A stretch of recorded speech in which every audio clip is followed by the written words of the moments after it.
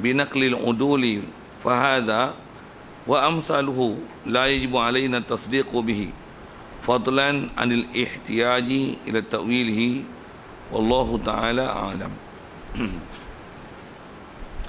Hadirin sekalian, pertama sekali marilah kita rasakan syukur, terima kasih kepada Allah Ta'ala. Kesyukuran kita pertama sekali di atas nikmat hidup yang masih diberi. Syukur hidup kita Allah Ta'ala beri dalam keadaan Islam. Lebih-lebih lagi syukur kita Allah Ta'ala mudahkan kita dalam dorongan kita ke majlis ilmu, yang dengan ilmu-ilmu tersebut dapat kita membenarkan semua ajaran yang dibawa datang oleh Nabi kita Muhammad sallallahu alaihi wasallam.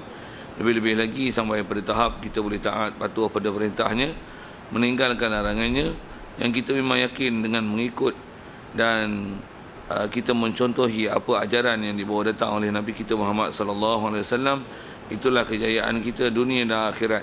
Jadi kita dapat membenarkan di hati apa ajarannya, itulah dikatakan iman, boleh taat patuh pada perintahnya, meninggalkan larangannya, itulah dikatakan taqwa. Jadi syukur kita banyak-banyak Allah Ta'ala jadikan beberapa perkara yang sangat besar kurniaan di atas muka bumi ini yang diberi pada kita, yang ada pada orang lain Allah Ta'ala tak berikan perkara itu kepada dia. Juga syukur kesihatan, kelapangan masa, juga hidayat taufik yang masih dikekalkan. Dengan itu dapat kita hadir untuk solat maghrib berjemaah di surau ini, dan insya-Allah dengan limpah kurnia tersebut juga kita manfaatkan malam ni jumpaan kita untuk meneruskan bacaan kitab daripada kitab Fusul Hamidiyah ni insya-Allah. Kata musannif, wal ya'lam anna an-nusus al-mutashabihati allati marra al-kalamu 'alayha fi hadha al-fasl hiya al-ayatul qur'aniyatu wa ahadithur rasuli as-sabitatu anhu alaihi salatu wassalam. Jadi ada sekalian, apa yang kita nak bicara ni kalau ikut sedikit rumusan daripada apa yang telah kita selesaikan pada minggu lepas, kaedah perbicaraan bagaimana menyelesaikan semua nas mutasyabihat yang datang daripada Quran dan hadis, dan bagaimana menyelesaikan dia mengikut kaedah salaf dan khalaf, dan siapa dia itu salaf khalaf, dan bagaimana yang sebenarnya yang betul mengikut kaedah salaf dan khalaf. Jadi sedikit dia nak beri peringatan kat kita pada malam ni, di akhir perenggan kita bicara dalam bab 5 ni. Kata dia, wali alam, kata dia hendaklah setiap orang yang menuntut ilmu mengetahui perkara ni. Apa dia? Annan nususa al-mushtabihati, bahawasanya semua nas-nas yang mutasyabihat, yang allati, kata dia, marral kalamu alaiha, telah berlalulah perbincangan alaiha, ala alati, di atas perkara tersebut. Maksudnya perkara yang telah lalu itu ialah nusus mutasyabihat yang telah kita selesaikan itu. Fi hadzal fasli, dalam pasal ini, pasal kelima ini. Jadi dimaksudkan dengan nas mutasyabihat tu, kata dia, hiya al-ayatul qur'aniyatu wa ahadithur rasulu wa ahadithur rasuli as-sabitatu anhu. Yang dibicarakan nas mutasyabihat yang perlu diselesaikan dengan kaedah sama ada kita takwil ijmali dan tafwid, ataupun kita takwil tafsili. Ada macam mana kita bicara lepas, semua tu perbincangan dia adalah pada ayatul Qur'aniyah. Qur'aniyah itu ialah ayat-ayat Quran, satu. Yang keduanya ialah wa hadithur rasuli, adalah hadis-hadis Rasul. Dan hadis Rasul pun kita bicara ni hadis Rasul as-sabitatu, yang sabit, maksudnya yang memang betul, tepat, benar, sambung salah silah periwayatannya, anhu, daripada Nabi alaihi salatu wassalam. Jadi bicara kita dalam semua kaedah yang lepas, yang nama mutasyabihat yang perlu pada takwil tu, jadi Quran dan hadis yang memang sabit daripada Rasulullah. Amma ma yunsibuhu ila rasuli alaihi salatu wassalamu ba'du ahli al-akhbar.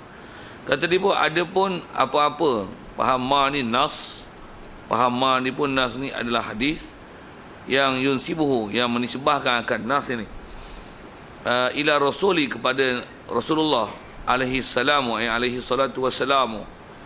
Siapa yang menisbahkan kepada Rasul ni, menisbahkan kepada Rasul hadis ni, ialah ba'du ahli al-akhbar, sebahagian daripada ahli-ahli hadis. Boleh terjemah akhbar tu dengan mana hadis? Maksudnya ahli-ahli periwayatan, boleh terjemah itu. Asal boleh akhbar dengan mana asal-asal bahasa, maksudnya perkhabaran, penceritaan, periwayatan. Boleh juga boleh makna istilah. Pasal kaedah dalam hadis ni bila sebut kata ja'a fil khabar, antara istilah khabar ni dalam istilah bab hadis, khabar tu maksudnya hadis. Jadi boleh dengan makna demikian. Jadi kata dia, ada pun apa yang dinisbahkan pada Rasul oleh sebahagian daripada ahli-ahli yang meriwayatkan riwayat, kata dia ada Rasulullah pernah khabar gini. Kata dia walam yasbut anhu alaihi salatu wasalam. Padahal kata dia tak pernah sabit, tak pernah datang, tak pernah ada anhu berkenaannya perkara tadi, anhu daripada Nabi, daripada Rasul alaihi salatu wasalam, binaklil udul, dengan pindahan, maksudnya dengan periwayatan daripada perawi-perawi yang adil. Hadza wa amsaluhu la yajibu alaina tasdiqu bihi. Kalau ada yang riwayat macam ni, kata dia tak ada riwayat daripada riwayat adil, dengan kita bicara lepas juga atas nama mutawatir, hadis itu mestilah diriwayatkan oleh perawi-perawi yang ramai. Jadi yang kita bicara kaedah-kaedah mentakwilkan ayat-ayat Quran yang datang ada istilahnya mutasyabihat, itu kita bicara ayat Quran dan hadis-hadis yang tahap itu. Ada pun yang hadis, kalau dengan bahasa disebut dengan macam ni, yang dikata hadis yang tak sabit, ada ahli riwayat mendakwa bahawasanya ni sabdaan Nabi, sabda Rasulullah, katalah gitu, dan ada unsur-unsur mutasyabihat di dalamnya, katalah gitu. Jadi hadis tu macam mana? Saya nak guna bahasa ini, hadis yang cokia tu, hadis yang tepi jalan tu, kita guna bahasa itu. Hadis yang low standard macam ni, ataupun boleh kata dengan istilah hadis-hadis kalau memang tak pernah ada sabdaan Nabi langsung, hadis maudhu' macam ni. Hadis maudhu' maksudnya hadis palsu. Hadis palsu yang dia kata Rasulullah pernah kata macam ni. Wa amsalu, ataupun seumpamanya. Yang kata amsal ni ialah katalah dia ada hadis, tapi hadis ni tak kuat, dan kalau atas riwayat sebut saja. Kalau ada pun oleh kerana tak kuatnya riwayatan hadis ni, dia tak wajib pula dalam bab kita bicara ni, bab akidah, dia tak sampai menyebabkan kena i'tiqad tentang sabitnya nas itu maksudnya amsal dalam bab hadis. La yajibu alaina tasdiqu bihi, tak wajib kita membenarkan perkara itu. Maksud tak membenar ni, kita tak payah mengimani dia. Bahasa mudahnya sepak ialah. Bahasa mudah sepak ialah. Jadi kita bicara yang kena bersusah payah selesaikan nas ni mana? Nas yang memang dia adalah jadi tonggak kita, Quran semestinya. Begitu juga hadis yang periwayatannya diriwayatkan oleh rawi adil. Oleh itu bilangan yang meriwayatkannya sampai pada tahap yang sangat kuat, yang kalau istilah mustalah hadis dipanggil hadis mutawatir. Waktu kita bicara, waktu kita selesaikan. Jadi yang mana yang istilahnya tak sampai pada tahap itu, memang dari segi bab akidah dia tak sabit pun bab akidah. Ada rasanya saya sebut itu beberapa perkara yang isu-isu kalau disebut hadisnya dipanggil hadis masyhur. Apatah lagi hadis-hadis yang lebih rendah lagi martabat daripada hadis masyhur, yang dipanggil hadis aziz, ataupun hadis tu dipanggil hadis gharib. Apatah lagi hadis yang lagi down standard pada tu dipanggil hadis munqati'. Hadis apa lagi? Hadis mu'dal. Macam-macam nama tu kan. Kalau ngaji masalah hadis ni, yang kalau kita mengaji dalam bab-bab ilmu masalah hadis, tak kurang daripada 40 istilah-istilah yang kena hafal. Yang bila kita sebut dalam pengajian hadis, sebut je kita faham lah ni istilah dia. Selalu kita dengar sahih, hasan, dhaif, itu kita biasa dengar lah. Dengar pun 3 je kan. Dengar tak kurang dari 40 kan. Satu kalau takat tuan-tuan tahu, kalau tuan-tuan tu hal lah. Kalau ada ustaz-ustaz lain pun bolehlah gitu. Yang kita biasa dengar disebut hadis, dia tak pernah dengar. Kita tak pernah dengar dia sebut istilah-istilah hadis lain. Seolah-olah memang tak erti. Bolehlah seolah-olah tu kan. Pasal kalau orang erti mesti disebut. Yang ni seolah-olah macam dia tak erti. Dia tahu hadis sahih, sahih dhaif, sahih dhaif. Tiba-tiba dia nak bahas bab hadis. Apa kaedah dia? Sepak lah. Maksudnya dia tak faham. Dia mesti ada kecederaan memahamkan nas. Mesti ada. Jadi apa dia nak bicara ni, situlah. Yang kata, kita bincang dulu dalam hadis yang istilahnya yang sangat kuat. atas kata ramainya bilangan perawi yang sampai pada tahap mutawatir.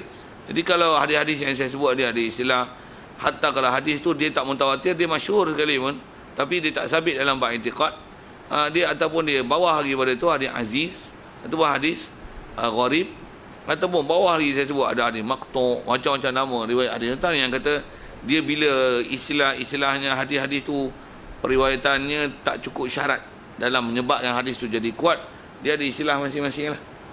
Ada istilah masing-masing. Saya nak sebut tu macam kita bukan ngaji hadis lah. Saya sebut layang-layang itulah. Tuan-tuan nak minta pendetilan, tanya lah. Macam tu pun nak sebut, kalau hadis yang macam tu memang atas bab akidah pun dia tak mensabitkan bab i'tiqad, yang tu memang tak perlu pada takwil. Pasal kalau ada pun, walaupun kata-kata martabat periwayatan rawi semua lafaz dia cukup, walaupun nama sahih, tapi bilangan perawi dia seorang daripada Rasulullah sendiri, daripada sahabat sendiri. Begitulah sampailah kepada pengumpul hadis Imam Bukhari misalnya, Bukhari gitu, yang meriwayatkan dia seorang walaupun dalam Bukhari, tapi kalau nisbah bilangan perawinya seorang. Kalau nisbah Imam Bukhari, memang dia masih riwayatkan dalam hadis dia, pasal dia istilahnya sahih Bukhari. Maksudnya nisbah hadis tu betul, periwayat dia pun cantik, maksudnya tak ada cedera dan sebab hafalan, dari segi sifat yang ada pada dia. Begitu juga lafaz-lafaz dia tak menyebabkan pelik, gharib daripada orang lain. Adalah syarat-syarat dalam bab hadis yang kena bicara situ, walaupun dia sebut dalam Bukhari, tetapi istilah dari segi sebut yang meriwayatkannya tu tak ramai. Dia pula dalam bab i'tiqad tak sabit. Jadi kaedah dia biar je lah. Asal i'tiqad pun tak wajib i'tiqad. Itu yang dia sebut tu. Jadi kata dia, kalau memang tak ada sungguh, apatah lagi yang kita ada sebut dengan istilah mustalah hadis tadi, yang dipanggil hadis yang maudhu'. Istilah dalam bab mustalah hadis kan, hadis maudhu' ni dia lain pada dhaif. Selalu kita dengar dhaif lah. Hadis maudhu' ni kalau istilah dalam mustalah hadis maksudnya yang palsu lah. Ada reka. Palsu dia macam mana? Palsu ni maksud dia macam mana? Palsu ni palsu lah, maksudnya dia ialah pembohongan kata Rasulullah.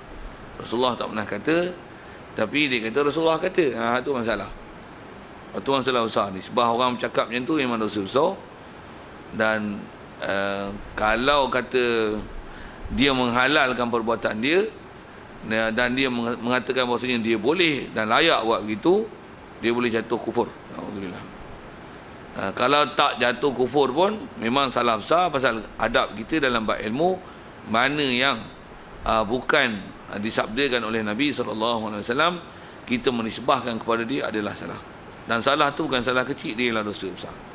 Bahkan kalau kita sebut ke Rasul, jangan kata ke Rasul, bahkan sesama manusia pun, kalau kita kata orang ni pernah cakap macam ni, pernah cakap macam ni, sedangkan dia tak pernah bercakap macam tu, yang tu pun salah.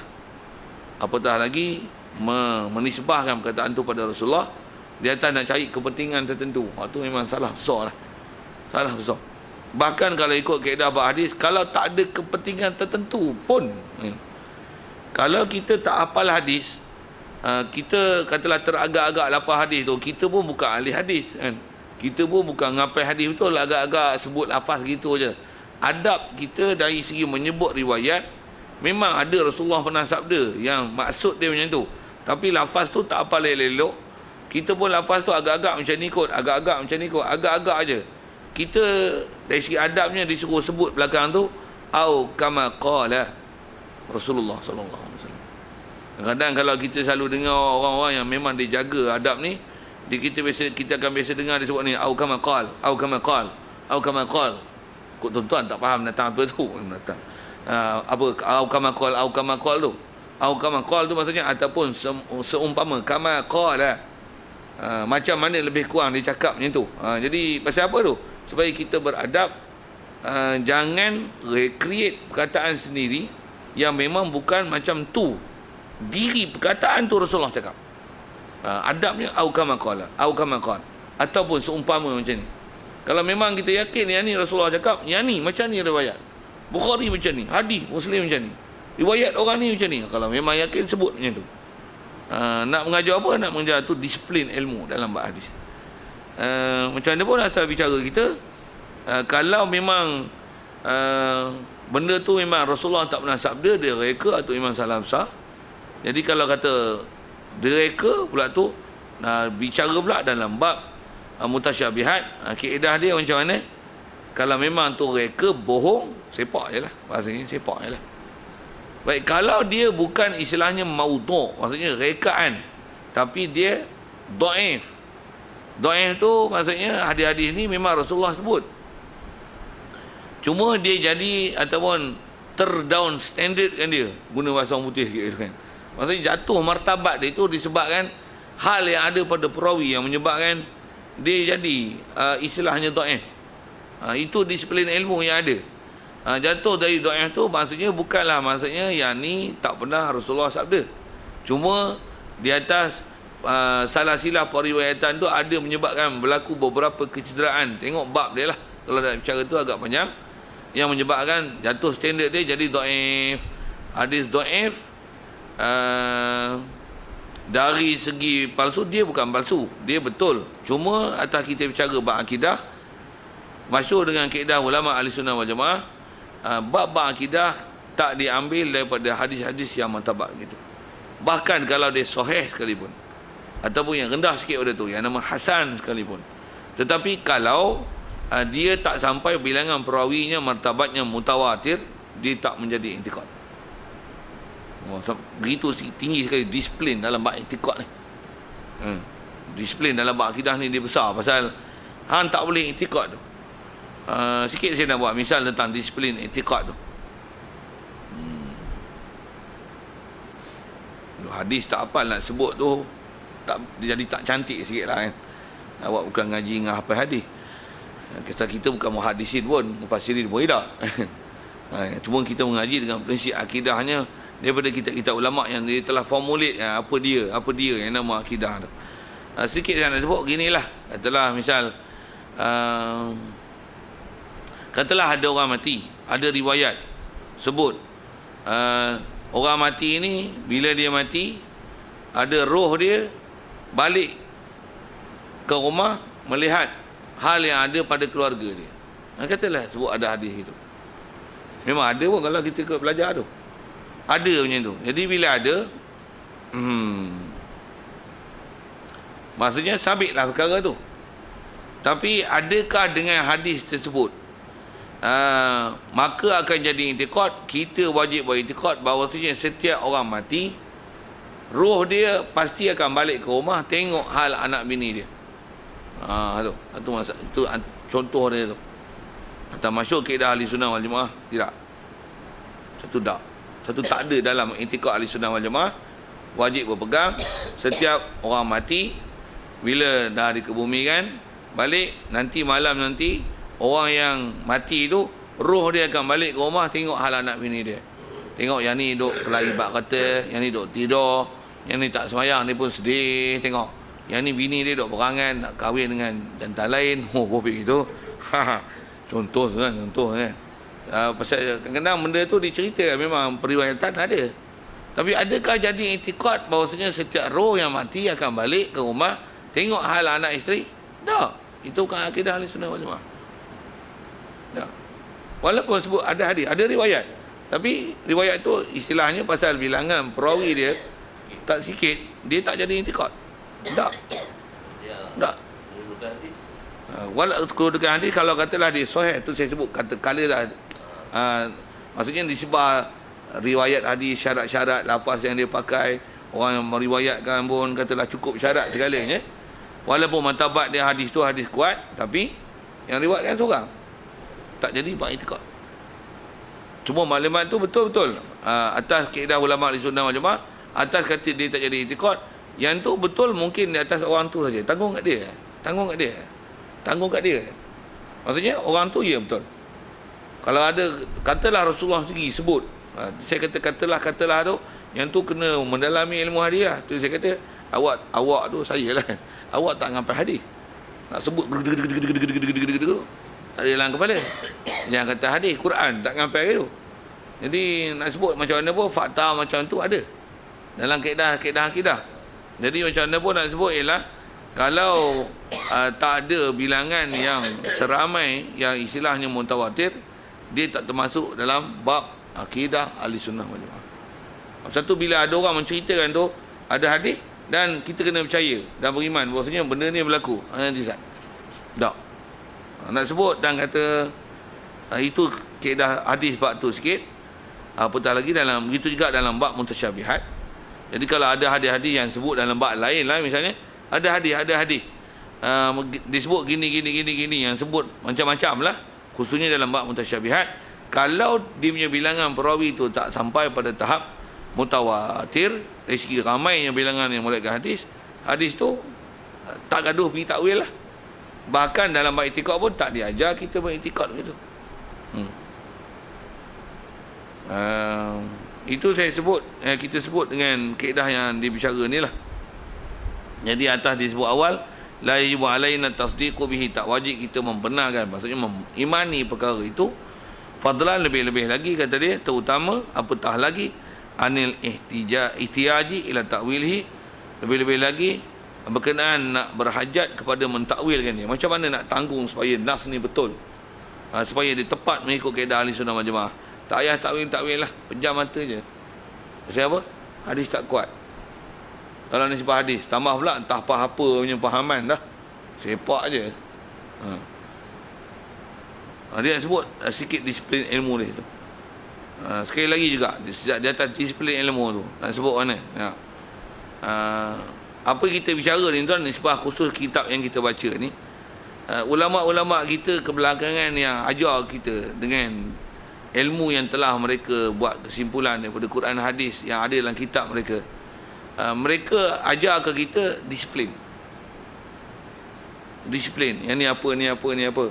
Jadi kalau contohlah dengan kita kata sebut hadis ni, kenapa tak pergi ngaji hadis terus ataupun Al-Quran terus?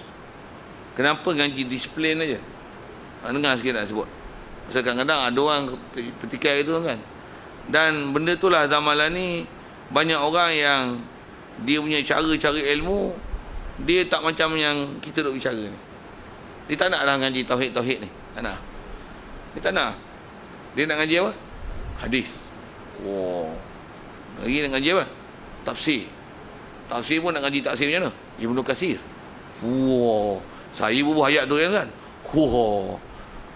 Saya kata apa? Pasal apa saya kata wah tu? Tuan boleh tolong syarah sikit tak? Pasal apa saya agak-agak saya bunyi gitu? Pasal apa? Awak siapa nak ngaji? Agak-agak berapa tahun awak nak ngaji Bukhari sampai habis? Bukhari bahasa Arab weh. Dengan terjemah ada tak? Tak boleh, kau kena kencin terjemah tu pun kau kena kencin dah. Tak boleh, kau nak ngaji tu kau kena mesti asal Arab. Maksudnya kalau kau tak ngaji Arab, kau kena tipu gitu lah. Kalau dia terjemah tipu macam mana? Kalau kata bab salah silap, sebut pilah bab sanad kan. Berapa perawi nak kena hafal? Agak-agak lah. Berapa nama nak kena hafal tu? Dengar saya sebut bahasa tu. Bukhari satu, disiplin ilmu Bukhari. Muslim. Minum ajar. Tanya gini no. Siapa agaknya yang dalam dunia ni, khususnya zaman sekarang lah, yang sampai level itu? Jangan tak tahu tuan. Saya berani kata ni. Tak ada. Saya ngaji lu tok guru pun kata tak ada. Tambah Malaysia air dong penyek. Tak ada kan. Walaupun bunyinya PhD hadis. Tak ada masa itu kan. Tak ada. Satu, tambah pula kita nak bagi confirm ni hadis, ada hadis tak ada hadis ni. Ada hadis tak ada hadis ni. Baru nak buat semakan, nanti saya kena semak dulu. Akan susah tu. Apa displaynya? Kalau fiqah, orang tauhid. Buka kitab tauhid, semak. Ada tak ulama sebut tu? Kalau tak ada tu maksudnya, tak ada tu. Kalau maksudnya buat bab akidah yang katalah dia jumpa satu hadis, kenapa hadis ni tak dibincang dalam bab akidah? Katalah, dengar saya bagi contoh tu. Kenapa hadis ni tak bincang dalam bab akidah? Mesti kaedah dia balik pada kita bicara dia ajar disiplin tu. Kenapa tak ada dalam akidah Ahlussunnah wal Jamaah? Tuan-tuan juga. Sama ada tak ada hadis ataupun hadis tu tak sampai mentambat untuk dibicarakan dalam bab akidah. Itu bab akidah. Begitu kat dalam bab hadis. Kenapa hadis ni tak ada? Kalau dia bertikai lah, kenapa hadis ni tak ada? Pasal hadis tu tak sampai mentambat untuk dibicarakan dalam bab ni. Ataupun katalah macam ni, dia ngaji hadis amalan ni, dengan ilmu hadis yang dia ada, dia kata kita tak pernah jumpa dalam hadis. Tak pernah jumpa dalam hadis. Ni macam mana ulama-ulama boleh sebut dalam kitab fiqh ni? Serupa ke apa tu? Misalnya kita lah kalau selalu isu Wahabi sikit, Wahabi sikit. Okay. Kita kalau salam sejak dulu ulama kita dah ajar kita Assalamualaikum warahmatullahi. Assalamualaikum warahmatullahi. Itu buat apa? Wahabi hak tu, dia berdesing telinga. Muka merah. Bid'ah masuk neraka. Tak ada hadis. Suruh sapu muka lepas sembahyang. Begitu juga lepas sembahyang itu apa? Sallallahu ala Muhammad. Oh, dia keluar masjid ke? Ada keluar dengan muka kata dengan bangganya. Ni semua bid'ah, dolalah, masuk neraka semua. Kita tak salam. Tak ada amalan Rasulullah bersalam lepas sembahyang. Dah jumpa orang ni tu? Tuan-tuan tak pernah jumpa? Oh, bagus tuan-tuan. Relax, tak pernah ada masalah dalam perkamalan Islam. Relax, tak pernah ada cabaran langsung. Ada orang sampai macam tu, tak tahu. Begitu juga kita sebut dalam kes-kes terawih ke apa ke. Yang kita buka dalam kitab fiqh, hukum ni macam ni. Betul kunut subuh kan. Macam bismillah, boleh tu. Pergi nak sebut ada sujud sahwi, tak sujud sahwi. Apa saja bab-bab bahasanya furuk-furuk fiqh tu lah. Dia kata tak ada hadis. Ni duk usali. Mana ada Nabi usali? Nabi kata sallu kama ra'aitumuni usalli. Itu duk selawat kasidah pula. Apa kasidah ni? Mana ada Nabi? Nabi suruh selawat Allahumma salli ala Muhammad wa ala ali Muhammad kama sallaita ala Ibrahim wa ala Ibrahim. Sayyidina mampu dia tak sebut. Sayyidina. Tak sebut kan? Orang yang marah macam tu dia takkan sebut yang tu. Sayyidina mampu dia tak sebut. Bunyi bahasa tu mampu tak sebut. Dia takkan sebut tu. Pada dia sebut tu bid'ah, dolalah. Lebih baik kita kembali pada asal Quran dan hadis pasal Rasulullah tak pernah ajar. Kita jangan mereka-reka benda ini. Dengar saya sebut. Sedangkan apa kita tengok dalam kitab-kitab ulama gitu yang lagi pakar, yang zaman dulu lagi handal dalam bab tu, dia orang lagi dekat dengan Rasulullah. Hatta kalau sikit saya sebut hadis lah, zaman kita lah ni hadis paling tinggi martabat selepas pada Quran hadis Bukhari di sebelah kitab. Hadis Bukhari ini dia hadis yang dihimpun zaman dia, kalau banding dengan kita sebut fiqh, Imam Syafi'i awal lagi pada Imam Bukhari. Jadi di atas apa yang ada dalam kaedah Asy-Syafi'i, dengan kaedah dia, dengan benda-benda hukum furuk-furuk fiqh dia, dengan apa yang dikumpul oleh Imam Bukhari, tak mustahil tau apa yang ada dalam Bukhari, tapi hadis yang diambil oleh Imam Syafi'i juga Hanafi, Maliki, Hanbali tak sampai pada Bukhari. Dan Bukhari tak catat pasal dia tak memenuhi term condition untuk dicatatkan dalam kitab dia. Satu orang tengok kitab fiqh, apa Nabi tak bisa suruh sabu muka, hang tak mengaji, hang tak bisa jumpa, hang tak tahu ulama, ilmu takat Bukhari ya. Takat Bukhari ya. Kalau ada mazhab lain punya hadis pun maksudnya lagi belakang pada Bukhari. Bukhari itu yang dekat dengan Rasulullah tu. Lagi belakang maksudnya lagi tapih banyak. Lagilah banyak hadis-hadis yang akan tertinggal. Yang dia orang ni memang ambil daripada amalan Rasulullah. Tambah pula ada istilahnya ahli Mekah sendiri, ahli Madinah sendiri beramal macam ni. Memang beramal dengan salah silah. Kenapa gini beramal dengan salah silah? Walaupun hadis tak ada riwayat. Bila tak ada riwayat, kaedah kita atas apa kita bicara ni, pasal ulama dah ajar kita dengan disiplin. Bila dia ajar dengan disiplin, daripada kita masuk ke dalam bab hadis dengan Quran, kita bukan ahli dia untuk istilahnya melaut dalam bab tu. Lebih baik ngaji, ambil disiplin ilmu ni sudah. Yang mana tak ada tu balik pada disiplin yang telah disebut. Yang mana hadis tu tak boleh buat keputusan apa macam mana, diamkan sajalah pasal kita bukan ahli dia. Bila bukan ahli yang sembang bab tu yang pening. Jangan kata orang yang petikai tu pening kan, kita nak jawab apa pening. Ya, tak dengar sebut. Susah kan, bab tu susah. Kalau ada ahli pun kadang tengok dia tak cukup skill. Yang kelahi tu lagi tak cukup skill. Yang kadang-kadang kalau sikit saya sebut, kalau isu Facebook lah ni, dia pun duk kelahi dengan apa? Ustaz Don tu. Kan? Betul kan? Tuan-tuan ada tengok kan Facebook kan? Ha.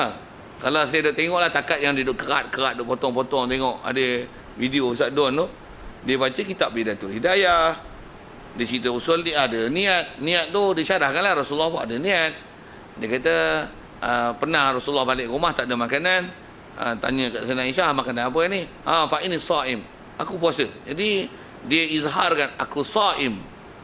Yang tu memang itu dilalah menunjukkan ada niat dalam hati, dan itu mulut tu menterjemahkan apa dalam hati dia, aku puasa.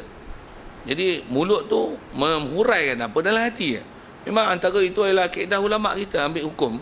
Yang tu yang dalam kaedah Syafi'i ada sunat melafazkan usolli, nawaitul intikaf, nawaitul wuduk, dan bahasa mudahnya bersepah-sepah, dan itulah qawaid, itulah kaedah yang ada dalam mazhab Syafi'i. Sunat melafazkan apa-apa lafaz ibadat.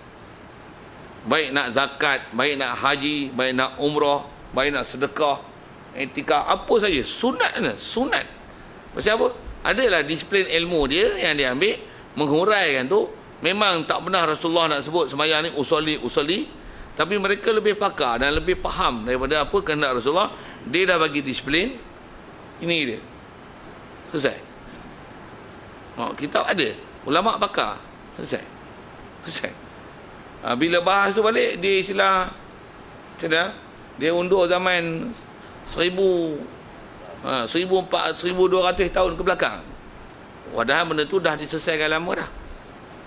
Berundur pada 1000 tahun, 1200 ke belakang dengan keadaan hampa maklumat. Istilah hampa maksudnya kosong, maklumat tak ada, tapi nak kelahi. Apa kaedah dia? Baik diam dengan benda tu, apa disiplin yang dah ada, kita tunjukkan pun yang ni yang ada. Buat macam mana? Kan? Sikit saya nak sebut bab tu.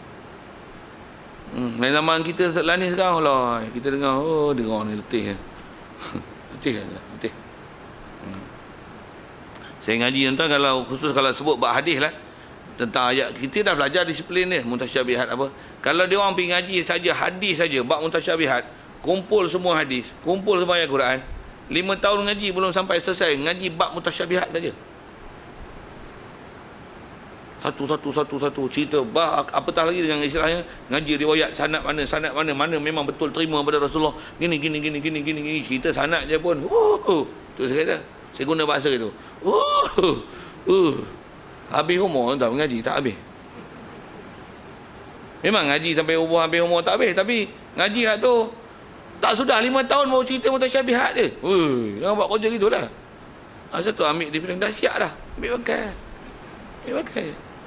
Tapi itulah orang zaman sekarang kadang-kadang dia terpedaya dengan gimmick itu, boleh lebih kurang sebut itu rasanya, ataupun propaganda. Ambil yang asal, ambil balik pada Quran hadis. Memang Quran hadis, tapi bila kita bukan ahli, takut-takut tu lah, tak ada alat nak menyelam, mati lemah. Tak ada alat nak menyelam pula bukan kolam renang tuan, lautan Hindi. Tak ada alat tuan. Yang kata menyelam, berenang je pun dah mampu lah, apatah lagi menyelam masuk ke dasar. Okey, saya nak sebut bandingan ilmu tu. Apalah yang ada kat kita. Kita pun tukar dengar lagi confuse. Pening. Lagi mengaji kan lagi pening. Tengok ustaz ni macam ni pula. Ustaz ni macam ni pula. Nak sebut apa? Balik pada disiplin ilmu. Itu fiqh hang kelaya apa? Ada kaedah-kaedah tu dalam Syafi'i. Ada Syafi'i tak apa. Kalau tak Syafi'i pun ni asy-Syafi'iyah, mengikut disiplin yang telah disebut, mengikut disiplin Imam mazhab Syafi'i. Yang sebut pula siapa? Ulama-ulama besar dalam Syafi'i tu, Imam Nawawi, Ibnu Hajar, Zakaria Ansori. Kita nama pun tak kenal. Kitab pun tak bisa ngaji. Gitu juga kita sebutnya ni, Abu Hasan Asy'ari, Abu Mansur Maturidi. Kita pula dengar maklumat daripada orang yang provokasikan mereka. Ni Imam Abu Mansur Maturidi, dia orang punya jahat tuan-tuan, antara ayat yang selalu disebut, dia dajal kan, bahasa itu. Dia dajal kan Imam Abu Hasan Asy'ari ni.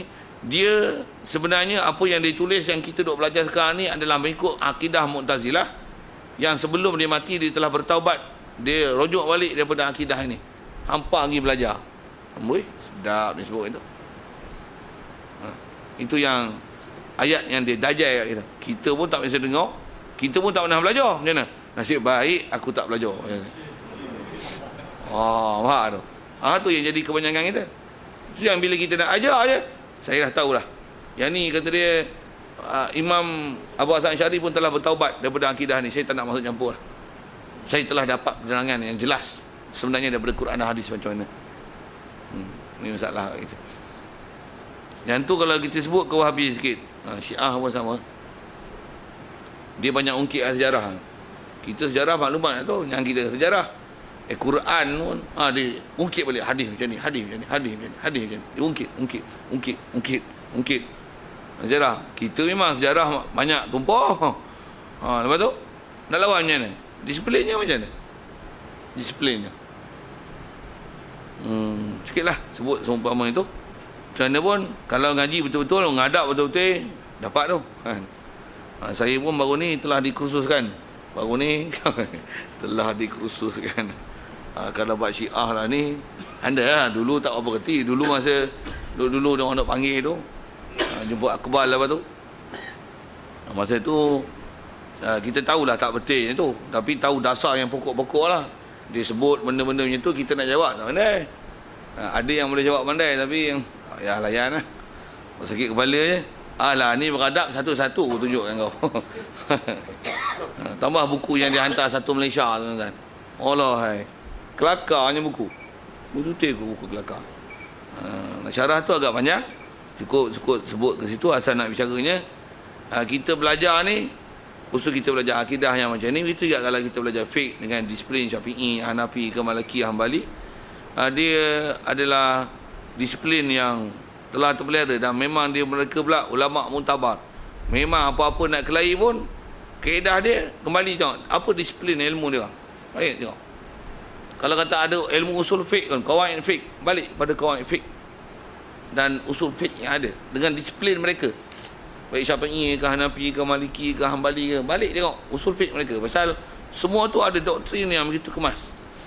Yang kalau kita ikut memang insya-Allah tak kacau lah tu. Tapi selalunya dia orang ni tak mau lah. Usul fiqh Syafi'i, Hanafi sepak habis. Abu Hasan Asy'ari, Abu Mansur Maturidi sepak habis. Tambah tarikat-tarikat ni tu lagi. Tarikat-tarikat ni sepak habis, buang habis. Apa kasidah ni, apa ni, sepak habis. Padahal dia orang amalan apa betul tak? Amalan apa betul tak? Sikitlah ke bab itu.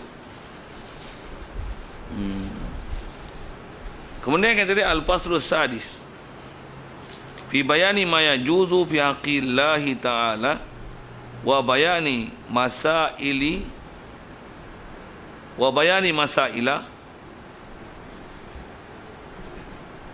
khalafana fiha ahlul bid'ah. Fi bayani masaila khalafana fiha ahlul bid'ah. Sebelum masuk ke bab tu, soalan kalau ada ni sebab apa penjelasan tadi, rumusan kalau ikut apa kita bicara ni tentang bagaimana mutasyabihat dan sikit tentang rumusan hadis, nas, yang mana benda-benda yang tak termasuk dalam kaedah usul dalam din kita, dalam agama kita, khususnya ayat Quran, begitu juga hadis-hadis yang istilahnya mutawatir, bagaimana disiplinnya tu, yang dia kata kalau ada benda yang walaupun disebut riwayat, bila tak masuk dalam skop yang sepatutnya dibincang dalam bab akidah. Soalan kalau ada, boleh.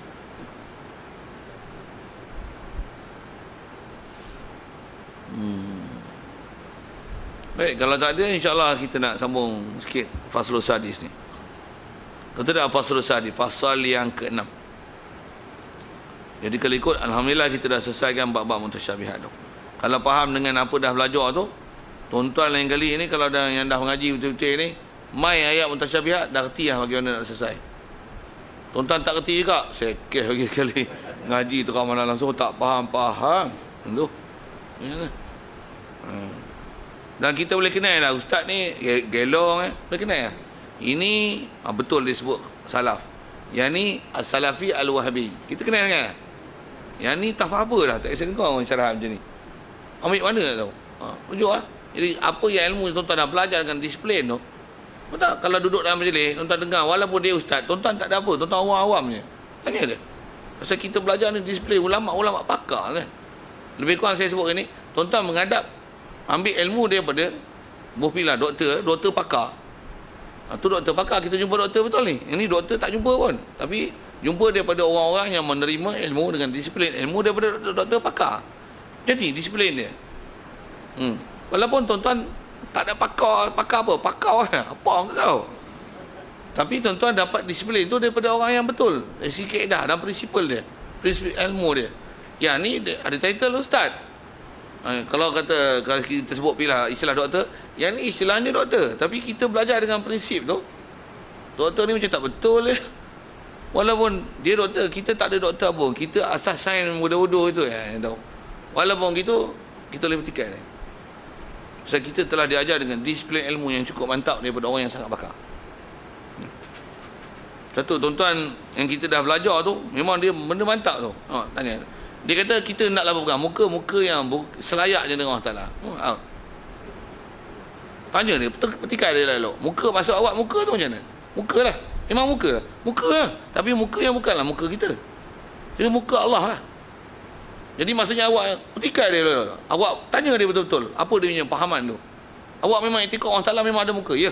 Macam mana dia sebut? Dia kata dia ada muka, memang dia ada muka. Jadi kalau kita awak faham, Allah Ta'ala memang ada muka, memang ada tangan. Memang ada kaki, memang ada mata. Memang dia turun, ya. Dia dah kata ya tu. Petikai tak macam mana kita soal. Dengan keadaan akalnya. Macam mana nak selesaikan ayat Quran tu? Mana nak lambak pergi, nak buang. Laisa kamitslihi syai'. Walam yakul lahu kufuwan ahad. Memang tuan-tuan kelahi tu, walaupun dia ustaz. Tuan-tuan ni tak ada ustaz apa pun. Orang awam yang ngaji. Orang awam yang ngaji. Tapi tuan-tuan ambil disiplin ilmu yang betul. Kantoi ustaz tu walaupun balik Mesir. Walaupun ada PhD, doktor, bagi hadis 3 kali PhD hadis. Mampus, jawab mampus tu. Pasal apa? Tuan-tuan punya disiplin ilmu kemas. Dan dia orang tu sebenarnya tak kemas. Pasal dia orang belajar, tak betul. Disiplin tak kemas. Belajar kadang, bukan belajar pun. Dia lebih pada, I read, I search, I question, I answer. Dia yang answer. Lebih kurang gitu. Itu.